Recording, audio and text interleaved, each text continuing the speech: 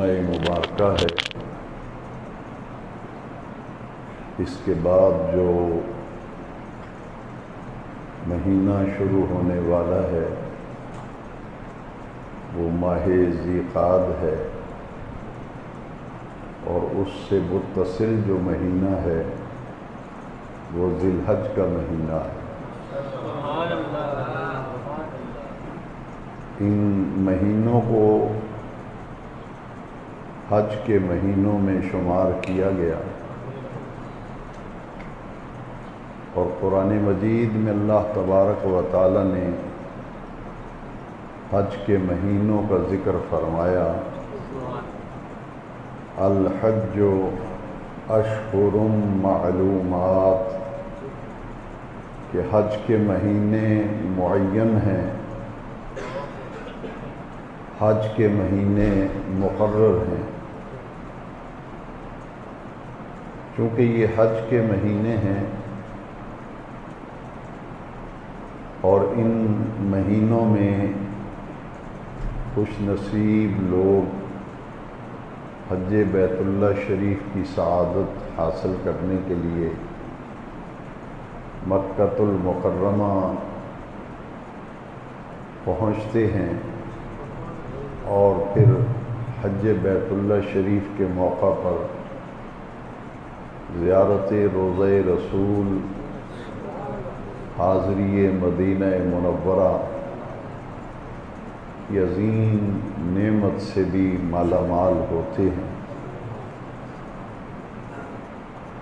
اس لیے آج کے بیان جمعہ میں قرآن مجید کی دو آیات مقدسہ کو آج کی گفتگو کا عنوان بنا کر اور بطور عنوان تلاوت کرنے کا شرف حاصل کیا گیا۔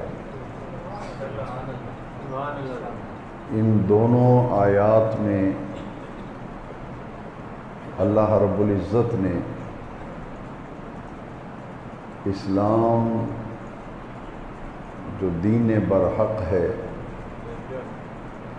اس دین کو اللہ تبارک و تعالی نے پسند فرمایا، اور قرآن مجید میں آیت مقدسہ نازل فرمائی، ان الدین عند اللہ الاسلام، کہ اللہ کے نزدیک پسندیدہ دین دین اسلام ہے۔ اللہ کا شکر ہے کہ اس نے ہمیں ایسا دین عطا فرمایا جو اللہ تبارک و تعالی کا پسندیدہ دین ہے۔ اسلام کا لفظی معنی ہے گردن جھکانا، گردن رکھ دینا۔ اللہ تبارک و تعالی کے احکام اور اس کے پیارے محبوب کریم علیہ السلام کے احکام کے سامنے سر تسلیم خم کر لینا۔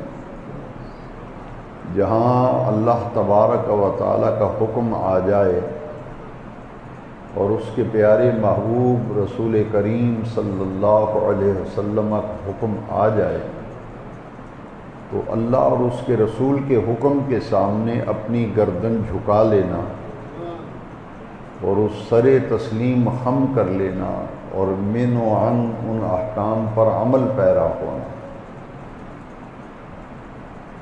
ان الدین عند اللہ الاسلام، اتنی بڑی نعمت ہے کہ ہم مسلمان ہیں۔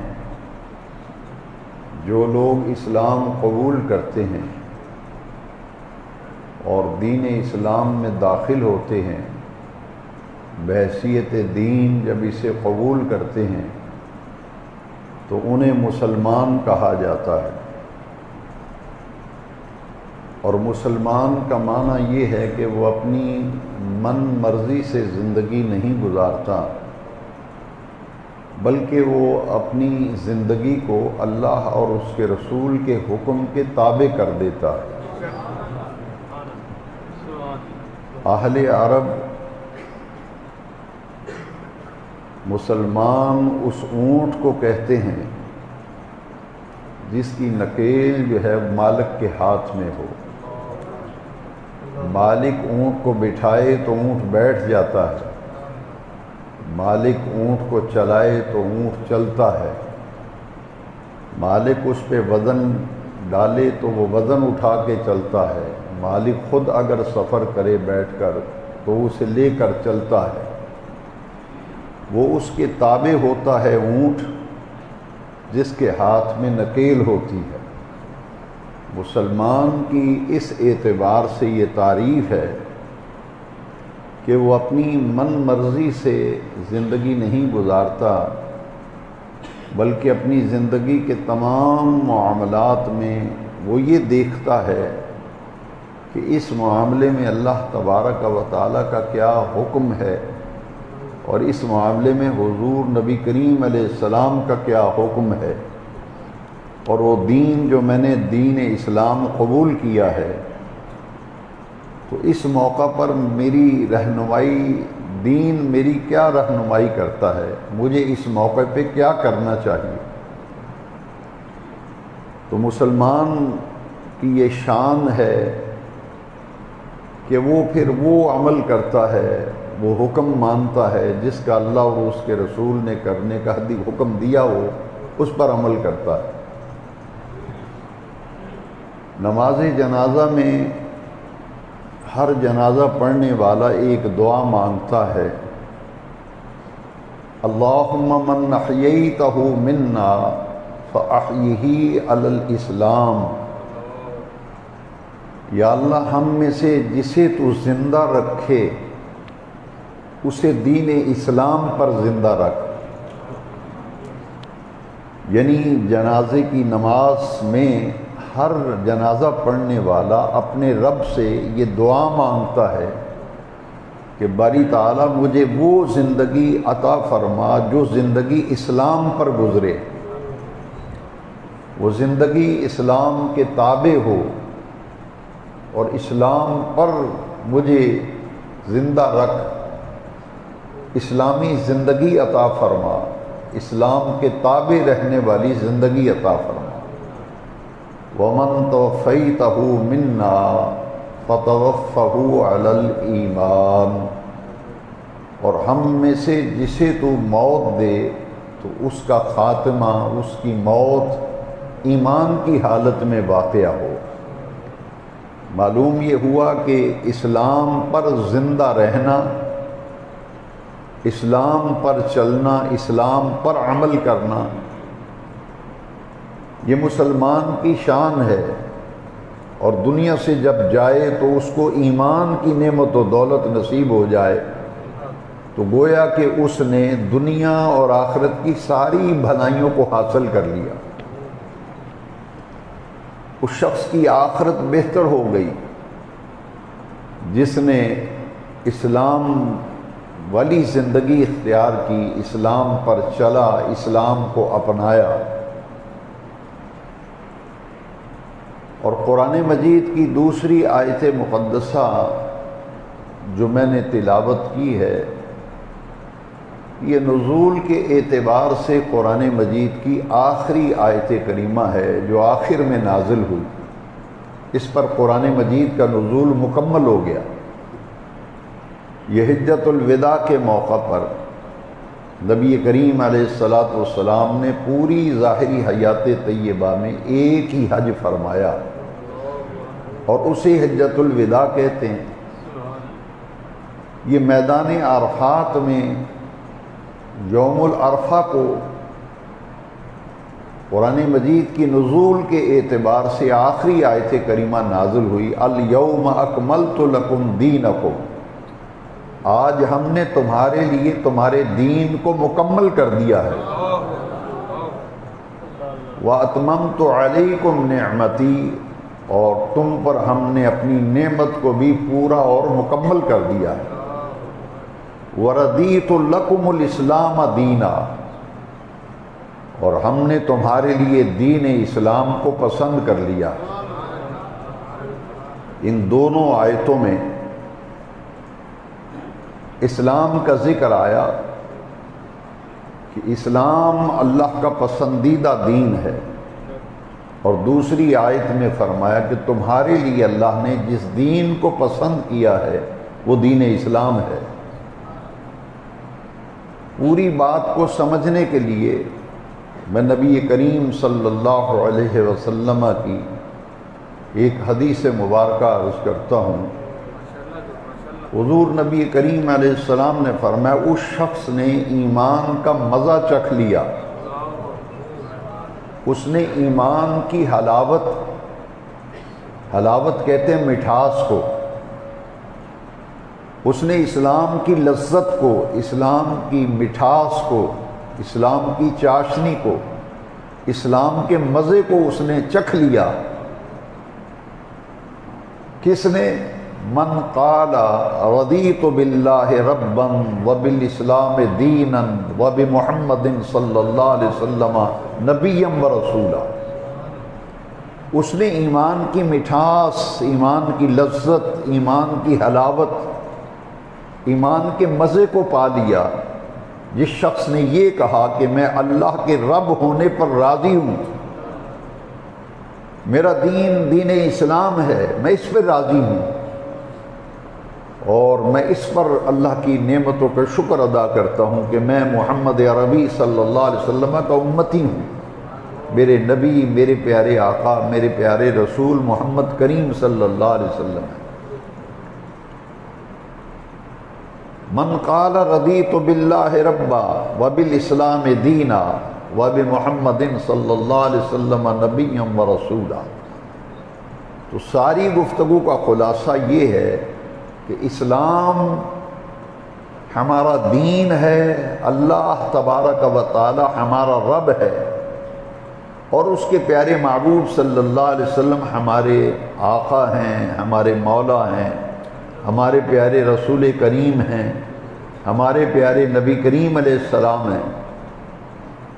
تو اللہ تبارک و تعالی نے پھر ان لوگوں سے خطاب فرمایا جو مسلمان کہلاتے ہیں، جنہیں ایمان کی دولت اور نعمت ملی، ان کو پھر اللہ تبارک و تعالی نے قرآن مجید فرمایا یا ایھا الذین آمنوا ادخلوا فی السلم کافہ۔ یہ تیسری آیت ہے جس میں اسلام کا ذکر آ رہا ہے۔ یہاں فرمایا ایمان والو اسلام میں مکمل طور پر داخل ہو جاؤ۔ یا ایھا الذین آمنوا، اے وہ لوگو جو ایمان لائے، اے ایمان والو، ادخلوا داخل ہو جاؤ، فی السلم اسلام میں، کافتن پورے کے پورے۔ جب مسلمان ہونے کا دعویٰ کرتے ہو اور کہتے ہو کہ ہم مسلمان ہیں، اسلام ہمارا دین ہے، تو پھر اپنی من مرضی نہیں ہے، پھر تمہاری سیاست، تمہاری معیشت، تمہاری اقتصادیات، تمہاری معاشرت، تمہارا رہنا سہنا، تمہارا مرنا، تمہارا جینا، تمام معاملات، یہ کاروبار، یہ تجارت، یہ لین دین، یہ گھر کا نظام، اس سارے نظام کو اپنے دین کے تابع کر دو۔ ادخلوا فی السلم کافہ، پھر اپنی من مرضی نہیں چلے گی۔ جب مسلمان ہونے کا دعویٰ کر رہے ہو تو فرمایا ادخلوا فی السلم کافہ، پورے کے پورے اسلام میں داخل ہو جاؤ۔ پھر اپنی من مرضی سے نہیں کام چلے گا، پھر اپنے تمام معاملات کو اس دین اسلام کے تابع کر دینا ہوگا۔ قبر کے اندر جو سوال و جواب ہوں گے، ان سوال و جواب کو اس حدیث شریف سے ذرا اس کا مضمون اور اس حدیث کا مضمون دونوں ملا کر کے بات کو سمجھیں۔ ایمان کا ذائقہ تو اس نے چکھا، مٹھاس اس نے پائی جو اللہ کے رب ہونے پر، اسلام کے دین ہونے پر، پیارے محمد پاک صلی اللہ علیہ وسلم کے نبی اور رسول ہونے پر راضی ہو گیا، اس نے ایمان کا مزہ اور ذائقہ چکھ لیا۔ اب قبر کے اندر نبی کریم علیہ السلام نے فرمایا جب تم میت کو قبر میں لٹا کر کے آتے ہو، قبر بند کرتے ہو، دفن کر کے واپس آتے ہو، دو فرشتے قبر میں آتے ہیں اور وہ میت کو اٹھا کر بٹھا دیتے ہیں۔ جا ملکان فیوقظانہ، اسے اٹھا کر بٹھاتے ہیں، پھر اس سے پوچھتے ہیں من ربک، تیرا رب کون ہے؟ ما دینک، تیرا دین کیا ہے؟ پھر حضور کی زیارت کرائی جاتی ہے اور پوچھا جاتا ہے ما کنت تقول فی حق ھذا الرجل، یہ جن کی تجھے زیارت کرائی جا رہی ہے، دیدار کرایا جا رہا ہے، دنیا کی زندگی میں ان کے بارے میں کیا کہا کرتا تھا؟ اس حدیث کو اور اس حدیث کو ملائیں، وہی تینوں باتیں قبر کے سوال کے اندر شامل ہیں۔ لہذا معلوم یہ ہوا کہ مسلمان کی یہ شان ہے کہ اللہ کو جب رب مانا ہے اور اس کے پیارے محبوب کریم علیہ السلام کو اپنا نبی، رسول اور آقا اور مولا مان لیا ہے، دین اسلام کو قبول کر لیا ہے، تو اب اپنی زندگی کے تمام معاملات کو اللہ کے حکم کے تابع کرنا ہوگا اور اللہ کے پیارے محبوب رسول کے حکم کے تابع کرنا ہوگا اور اس دین کی تعلیم کے تابع کرنا ہوگا جس دین کو قبول کیا۔ یہ ہے مسلمان کی شان۔ ہمارے جتنے بھی معاملات بگڑے ہوئے ہیں وہ گھر سے لے کر محلے تک، معاشرے تک اور زندگی کے تمام معاملات، ہر سطح پہ آپ غور کریں، جہاں بھی بگاڑ پیدا ہوا ہے، جہاں بھی خرابی آئی ہے، اس کی ایک بنیادی وجہ یہ ہے کہ ہم نے اس دین اسلام کو قبول کرنے کا دعویٰ تو کیا، مسلمان ہونے کا تو دعویٰ کر دیا، لیکن نہ اللہ کے احکام کی پرواہ کی، نہ اس کے پیارے رسول کریم کے احکام کی پرواہ کی، نہ یہ دیکھا کہ اس معاملے میں دین کیا کہتا ہے۔ تو جب ان تینوں چیزوں کو نظر انداز کر دیا، اللہ کو مانا ہے مگر اللہ کی نہیں مانی۔ ہر بندہ کہتا ہے میں اللہ کو مانتا ہوں، اللہ کو تو سب نے مانا ہے لیکن اللہ کی بات اور اس کا حکم نہیں مانا۔ یہ کہا کہ میرا دین دین اسلام ہے لیکن دین کی بات نہیں مانی کہ دین کیا کہتا ہے۔ اس لیے اس نے کہا کہ میں محمد عربی کو مانتا ہوں، میں حضور کو مانتا ہوں، حضور کو تو مانا ہے مگر حضور کی بات نہیں مانی۔ جتنی پریشانیوں نے ہمیں گھیرا ہوا ہے، جتنے ہمارے دکھ ہیں، جتنے درد ہیں، اس دلدل سے نکلنے کا ایک ہی راستہ ہے کہ اپنے گھر سے لے کر معاشرے تک، فرد سے لے کر معاشرے تک، زندگی کے تمام سطحوں پر اپنے معاملات کو اللہ کے حکم کے تابع کر دیا جائے، اللہ کے رسول کے حکم کے تابع کر دیا جائے اور دین کی تعلیم کے تابع کر دیا جائے۔ کسی کنویں کے اندر اگر کتا گر جائے اور کنویں میں کتا جو ہے وہ مر جائے اور لوگ کسی مفتی کے پاس، عالم کے پاس فتویٰ لینے جائیں کہ کنویں کے اندر جو ہے وہ کتا مردار گر گیا ہے، کنواں کیسے پاک ہوگا؟ تو مفتی اور عالم بتائیں گے کہ جو کنواں ہے اس کی کیفیت کا سوال کر کے بتائیں گے کہ اتنے ڈول پانی نکالو، اتنے ڈول پانی نکالو گے تو کنواں جو ہے وہ پاک ہو جائے گا۔ اب لوگ آئیں اور کہیں جناب کہ ہم نے تو وہ جتنے ڈول آپ نے کہے تھے اس سے 100 ڈول زیادہ نکال دیا ہے، تو کنواں پاک ہوا ہے یا نہیں ہوا؟ تو مفتی صاحب پوچھیں گے کہ جناب کتا نکالا ہے یا نہیں نکالا؟ وہ کہیں گے نہیں کتا تو نہیں نکالا لیکن پانی نکال دیا ہے۔ سب سے پہلے تو اس مردار کو نکالنا ہے جس کی وجہ سے کنواں ناپاک ہوا ہے، سب سے پہلے تو اسے نکالنا ہے، اس کے بعد پانی نکالیں گے تو کنواں پاک ہوگا۔ ہماری زندگی کی خرابیوں کی اصل جڑ یہ ہے کہ کسی نہ کسی درجے میں حرام جو ہے ہمارے معاشرے میں رچ بس چکا ہے، اور جب بنیادی حرام پہ ہوگی پھر برکتیں کہاں سے آئیں گی؟ میرے آقا کریم علیہ السلام کی حدیث پاک ہے کہ ایک شخص بڑا طویل سفر کر کے آئے اور اس کے بال بکھرے ہوئے ہوں، چہرے پہ تھکاوٹ کے آثار ہوں، اور اس کے سر پہ بھی اور لباس پر بھی گرد و غبار پڑا ہو، اور کعبے کی دیواروں کو اور غلاف کو پکڑ کر رو رو کے کہے، دعائیں مانگے، تو حضور نے فرمایا اس کی دعا کیسے قبول ہوگی جبکہ اس کا کھانا حرام کا، اس کا پینا حرام کا، اس کا لباس حرام کا، اس کے جسم میں خون حرام کا، تو اس کی دعا کیسے قبول ہوگی؟ چیخ چیخ کر رو رو کے غلاف کعبہ پکڑ کے لمبا سفر کر کے آئے، دعائیں مانگ رہا ہے، فرمایا اس کی دعا کیسے قبول ہوگی جبکہ کھانا حرام کا، پینا حرام کا، پہننا حرام کا؟ تو حرام میں اتنا وہ ڈوب چکا ہے تو پھر اس کی دعا کیسے قبول ہوگی؟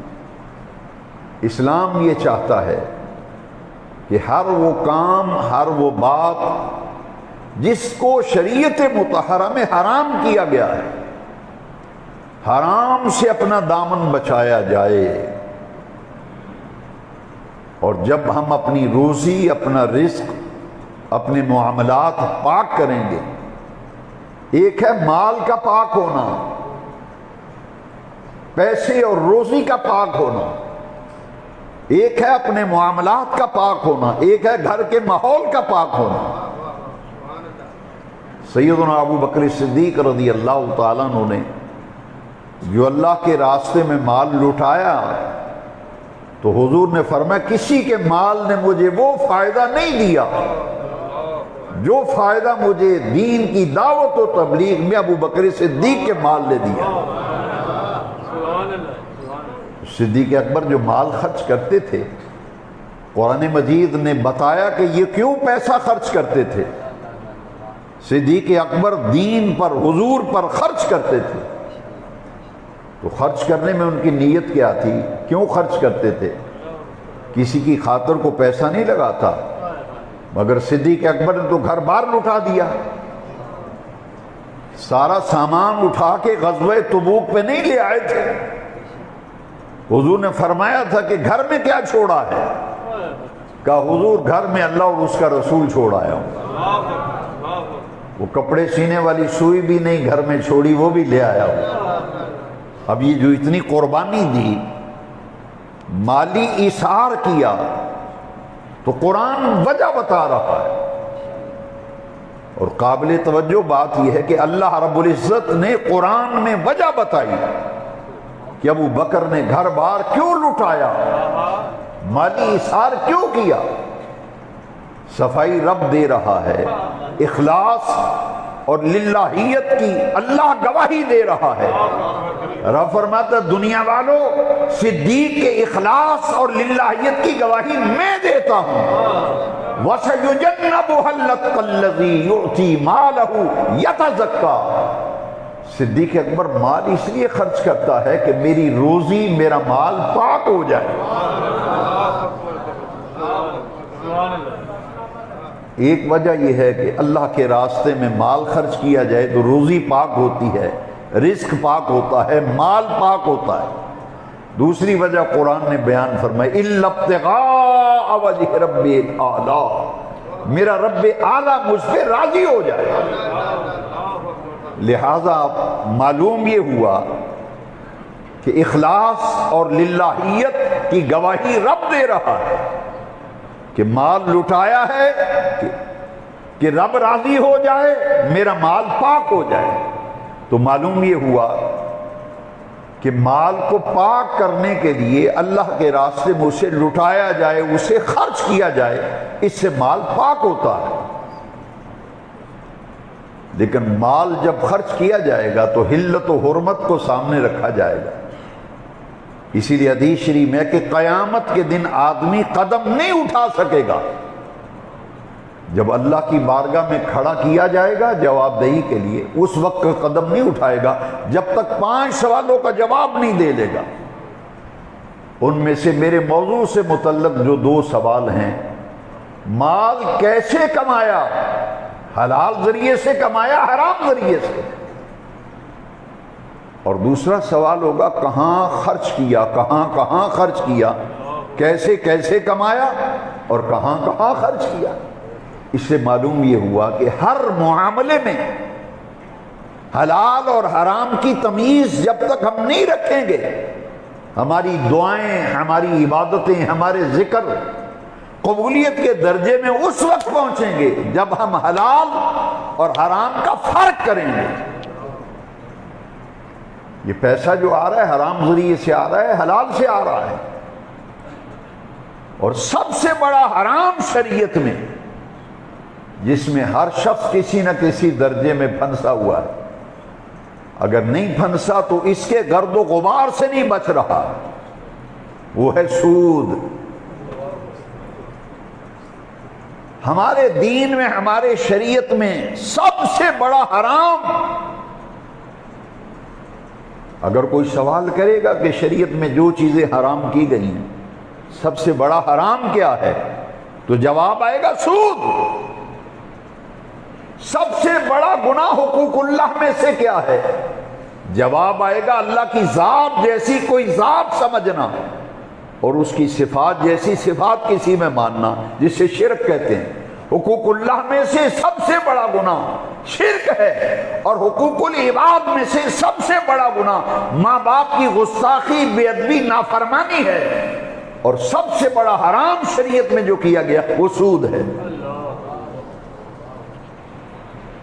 ہر شخص اپنی زندگی کے معاملات کو دیکھے کہ سب سے بڑا اللہ کا حق، اس کی عبادت، اس کی بندگی، اور اس کی عبادت و بندگی میں سب سے اونچا درجہ نماز کا ہے۔ تو کتنے لوگ ہیں جو حقوق اللہ کی ادائیگی کے لیے نماز کی پابندی کرتے ہیں، اور پھر حقوق العباد میں سب سے بڑا گناہ، اس سے بڑا کوئی گناہ نہیں ہے، حقوق العباد میں سے جو بندوں کے بندوں پر حق ہیں، سب سے بڑا گناہ ماں باپ کی بے ادبی، ان کی گستاخی، ان کو ستانا، تنگ کرنا، اذیت دینا، اور ان کی نافرمانی کرنا، ان کی بات نہ ماننا، یہ حقوق العباد میں سے سب سے بڑا گناہ یہ ہے۔ تو یہ 3 ترتیب جو ہے، میں چاہوں گا کہ آج کے بیان جمعہ سے ہر شخص یہ سبق لے کے جائے کہ سب سے بڑا گناہ حقوق اللہ میں شرک، وہ اپنی ذات میں، اپنی صفات میں وحدہ لا شریک ہے، اور حقوق اللہ میں سے سب سے بڑا گناہ یہ ہے، اور حقوق العباد میں سے سب سے بڑا گناہ جو ہے ماں باپ کی نافرمانی ہے۔ حضور نے فرمایا جو ماں باپ کا گستاخ اور بے ادب ہے وہ جنت کی خوشبو نہیں سونگھے گا۔ نمازوں پہ نمازیں پڑھے جائے، روزے پہ روزے رکھے جائے، ماں باپ کو تکلیف دے، ماں باپ کی نافرمانی کرے، ستائے اور تنگ کرے، تو حضور کا پھر یہ فرمان ذہن میں رکھیں، فرمایا وہ جنت کی خوشبو نہیں سونگھے گا۔ جس کے شر سے اس کے ماں باپ محفوظ نہیں، ماں باپ کو ستانے والا، نافرمانی کرنے والا۔ اور اس کے دونوں رخ حدیث شریف میں بیان کیے گئے، ان کی نافرمانی، ان کی گستاخی، ان کو ستانا اور تنگ کرنا، اور دوسرا پہلو بیان کیا گیا ہے جو فرما بردار ہوگا ماں باپ کا ادب و احترام قائم کرنے والا ہوگا۔ یہاں حضور نے فرمایا جس نے فقط اپنی ماں اور باپ کا چہرہ محبت سے دیکھ لیا، صرف ماں باپ کا چہرہ محبت سے دیکھا، احترام سے دیکھا، ادب سے دیکھا، نبی کریم صلی اللہ علیہ وسلم اسے حج مبرور کا ثواب ملے گا،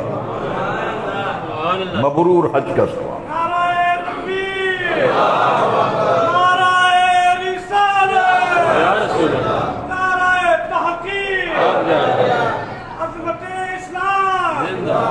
دونوں پہلو بیان کر دی، جو ستانے والا ہے، تنگ کرنے والا ہے، جنت کی خوشبو نہیں سونگے، اور جو احترام و ادب کرنے والا ہے، اگر 100 مرتبہ بھی ایک دن میں ماں باپ کا چہرہ محبت سے دیکھا 100 حج کا ثواب پائے گا۔ جتنی مرتبہ محبت سے نیت کر کے چہرہ دیکھے تو جتنی مرتبہ دیکھتا جائے گا اتنے مبرور حج کا ثواب پاتا جائے گا۔ اور پھر جب حرام کی بات آئی تو سب سے بڑا حرام سود ہے، اور اس کو قرآن میں اللہ اور اس کے رسول سے جنگ کہا گیا۔ سودی معاملات کو اللہ اور اس کے رسول سے جنگ کہا گیا۔ تو جب حلال و حرام کی تمیز نہیں رکھیں گے تو پھر کیا توقع رکھیں گے؟ کسی عاشق نے بڑی پیاری بات کی، جب میں کہتا ہوں یا اللہ میرا حال دیکھ، حکم ہوتا ہے اپنا نامہ اعمال دیکھ۔ تو حرام سے دامن بچانا، احکام الہیہ پر عمل کرنا، رسول اللہ صلی اللہ علیہ وسلم کی تعلیمات پر عمل کرنا، ادخلوا فی السلم کافہ، اسلام میں پورے داخل ہو جاؤ۔ اب اسلام کا ایک نقشہ حضور نے کھینچ کر ہمارے سامنے رکھ دیا، اور یہ حدیث شریف غور سے سنیں، اسی پر بیان ختم کر دوں گا۔ پیارے نبی کریم علیہ السلام کی حدیث ہے، اس کے راوی ہیں حضرت عبداللہ ابن عمر رضی اللہ عنہ۔ یہ متفق علیہ حدیث ہے جو امام بخاری بھی صحیح بخاری میں لائے ہیں، امام مسلم نے بھی نقل کیا۔ حضرت عبداللہ ابن عمر رضی اللہ عنہ حدیث کے راوی ہیں۔ ہمارے پیارے نبی کریم علیہ السلام نے فرمایا بنی الاسلام علی خمس، فرمایا اسلام کی بنیاد 5 چیزوں پر رکھی گئی ہے۔ اسلام کی پوری عمارت 5 پلرز ہیں، 5 ستون ہیں جن پر اسلام کی پوری عمارت کھڑی ہے۔ بنی الاسلام علی خمس، اسلام کی بنیاد جو ہے 5 چیزیں ہیں، پوری عمارت اسلام کی 5 ستونوں پر کھڑی ہے۔ اور جس عمارت کا 1 ستون گرا دیا جائے، 2 گرا دیے جائیں، وہ عمارت قائم رہ سکے گی؟ وہ آدھا تیتر آدھا بٹیر، دل میں آیا تو نماز پڑھ لی، دل میں آیا تو نہیں پڑھی۔ زکوٰۃ کی پرواہ نہیں ہے، رمضان شریف کے روزے نہیں رکھتے لوگ۔ اس رمضان شریف میں آپ نے دیکھا نہیں، سرعام دکانوں پہ لوگ کھاتے پیتے ہیں۔ وہ زمانہ تھا کہ لوگ احترام کرتے تھے رمضان شریف کا، وہ احترام بھی نہیں رہا۔ پھر یہ دعوی مسلمانی، پھر حالات کیسے بدلیں گے؟ دکھ کیسے دور ہوں گے؟ پریشانیاں کیسے حل ہوں گی؟ بھئی مسلمان اپنے آپ کو کہلاتے ہو تو تمہاری زندگی میں بھی اسلام نظر آنا چاہیے، تمہارے اٹھنے بیٹھنے میں اسلام نظر آنا چاہیے۔ ادخلوا فی السلم کافہ، اسلام میں پورے داخل ہو جاؤ۔ وہ فرمایا اسلام کی پوری